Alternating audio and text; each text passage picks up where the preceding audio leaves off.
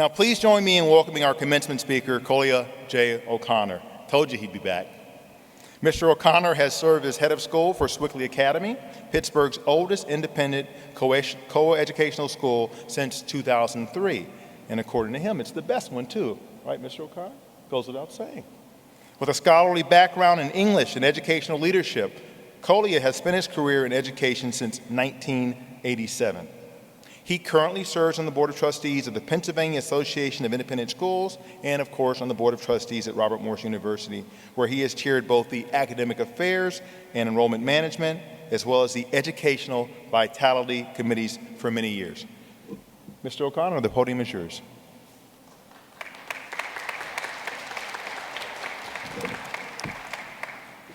Thank you, President Howard. Distinguished guests, fellow trustees, faculty of RMU, and honored graduates, I am deeply humbled to be here this afternoon and have been asked to share a few words to mark this milestone in the lives of our graduates. To begin, congratulations to our newly minted doctoral degree recipients. Today marks the celebratory end to a remarkable personal and professional journey of scholarship and the beginning of your being able to put your new degree and the expertise it represents to good use. The range of fields and the topics to which each of you has delved is enormous and represents an impressive cross-section of endeavor and achievement, from the highly technical and practical to the more theoretical and philosophical. Many of you are already accomplished professionals in your fields, and this degree signals to your colleagues back at work your professional commitment to excellence. Some of you are now, with your doctorate in hand, ready to launch your careers, empowered with the knowledge and skills you have worked so hard to master along the way. While your degrees are from different fields and you are all at different places in your careers, there is one thread that connects each of us to others, and that is relationships.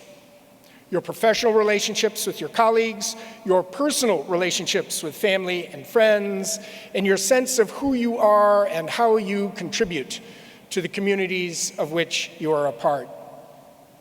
This afternoon, I want to challenge each of you to consider how you can use your relationships with others to make a difference in the world, especially at a time in our history when people increasingly appreciate the importance of diversity, equity, inclusion, and social justice.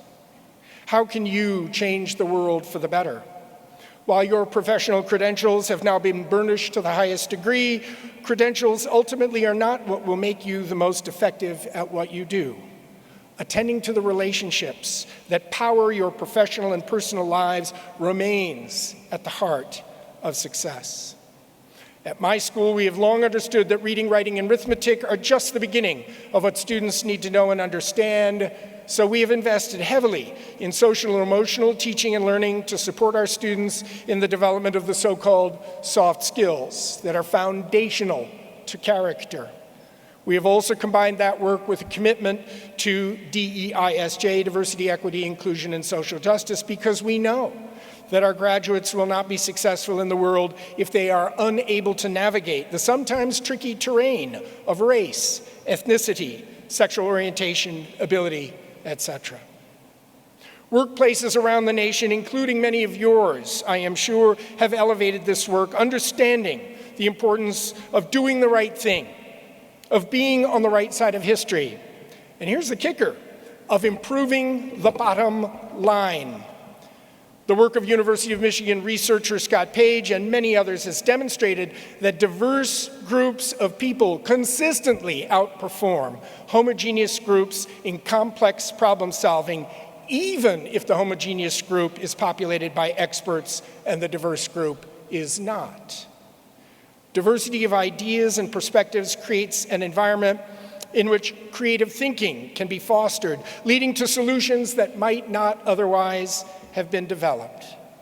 Diversity of ideas requires a diversity of people, and when you bring diverse people together, you create an immediate obligation to ensure that people are treated with equity, that they feel affirmed and included, and that they know that their voices matter. Diversity without equity and inclusion and social justice is frankly of little value. A commitment to creating an environment in which each person can be at their very best is essential to success, regardless of the industry or the work involved. In schools, we know that certain preconditions are essential to learning. Students must feel safe and affirmed, and they must have quality relationships with their teachers that let them know they are supported and loved, not in a squishy, sentimental way, but in the way that communicates unambiguously that I believe in you. I believe in your worth, your ability to achieve remarkable things. Humans don't change just because they leave school and go to work. People need to feel valued, to know their voices matter, and to understand that their backgrounds and our identities are celebrated. These things can only happen if we acknowledge that we are, in fact, all different. Our differences, when we come together, create the opportunities for discovery that would not otherwise be possible. We are each of us different in ways that bind us to particular groups and communities, but they're also unique and singular to us. Being female or male, being black or brown or white, being gay or straight or trans makes us a member of a particular community, and in combination, these multiple layers of identity create the beauty of humanity itself. I've heard it said by people who do not understand the work of DEISJ that people who look like me should feel ashamed of who we are. In her analysis of the difference between shame and guilt, Brené Brown, the well-known scholar on leadership, suggests that shame is not productive. And I would add that it is not the goal of this kind of work. No one should feel ashamed for who they are. But no one in American society should be able to go through life not understanding what their identity means in the American context. As an educator, I seek not to have students feel shame. Rather, I want them to possess knowledge. Let me be clear about what I mean. Black people in America know exactly what it means to be black in America. If they become parents, they know they need to pass on that knowledge to their children. If we are to create a truly equitable society, white people must work to achieve a similar understanding of what it means to be white in America. Given the history of our country, race means something, whether we want it to or not. We are here, everyone today. We did not make the world the way it is, but we have some obligation to understand what it means to be in our world, and that includes white people as well as people of color, straight people as well as those with different gender identities. The day is rapidly receding when white people who have been in the majority can choose to opt out of this understanding. Those of us who instead elect to opt in have the chance to make a difference and to contribute to our communities in ways that are positive and inclusive.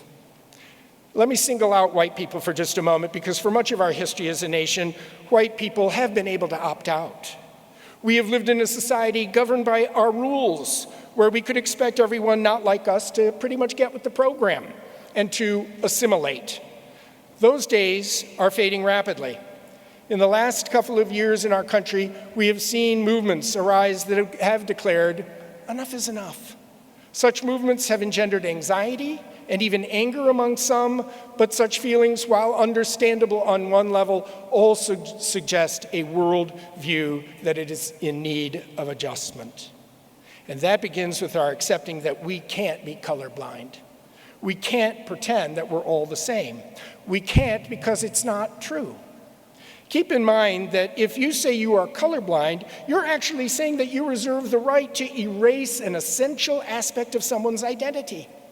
No one wants anyone to tell us that part of ourselves doesn't count, or can be erased by others, or needs to be checked at the door when we come to work. In the words of W.E.B. Du Bois from his The Souls of Black Folk, rather than cease being who he is, the black man, quote, simply wishes to make it possible for a man to be both a Negro and an American without being cursed and spit upon by his fellows, without losing the opportunity of self-development. So each of us needs to practice seeing, really seeing others in the fullness of who they are, with respect and appreciation. To the Black, Brown, Asian, and Pacific Islander members of our audience today, I hope I can challenge you as well to hang in there with us as we find our way, as we stumble and get things wrong, but as we try to do our part in this work. For too long, we have expected those least well-positioned to address the challenges we face in our society to fix things. Most white people are new to this work, so we will still need coaching and support as we take up our long overdue responsibility to do our part to create a just society.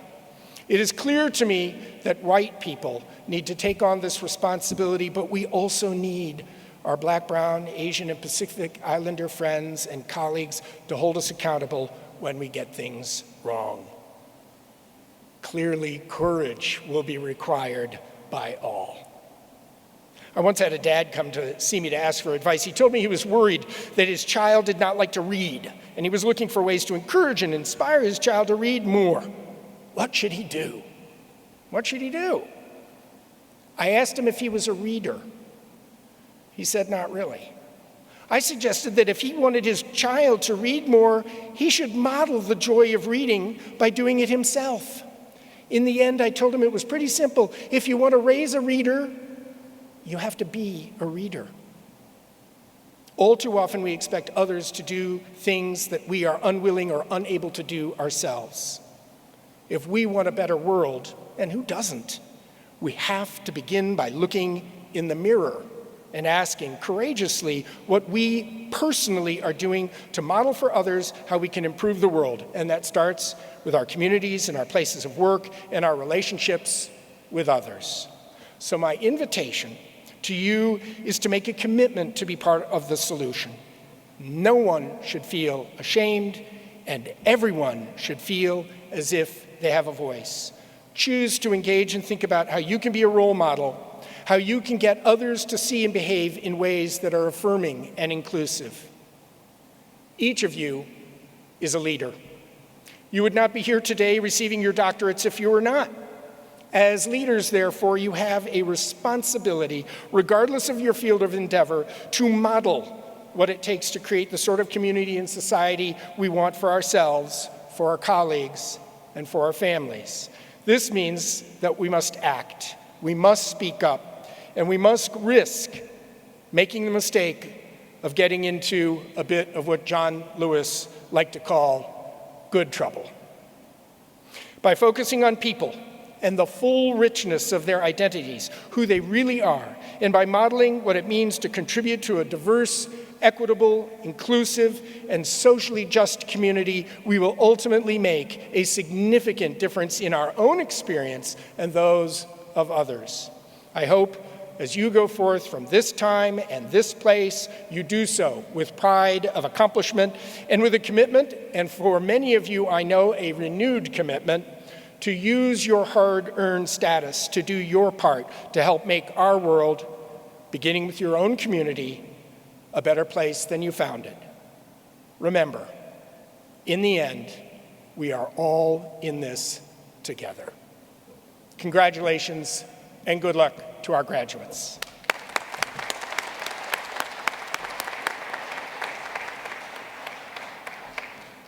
Thank you very, very much, Kolia. I love your reference to John Lewis, who 5 years ago spoke at your institution, and I was able to bring my mom to that. We grew up in Jim Crow South. She would have really loved those words. I thought you were preaching a little bit there, man. I was going to have to come out there and get a little wet towel to sponge your head, but in all seriousness, you talked about something that's very compelling, and I'm reminded of the book The Invisible Man by Ralph Ellison, the greatest probably novel by an African American in the history of our country. The lead character's name is Invisible. He's a kid out of Oklahoma City, and he says, "I'm an invisible man, not because I cannot be seen, rather because you refuse to see me. And what you've done, Mr. O'Connor, is you've reminded these wonderful future graduates, soon to be doctors, some of them have been a doctor for a year, to see people, to see each other. And when you put those letters before your name, nobody can take it away from you. And when you see somebody in your respective professions, you see even further and deeper because of what has been bestowed upon you by the hard work in this role you put upon yourself right now. So I thank you for those words, Mr. O'Connor. Outstanding.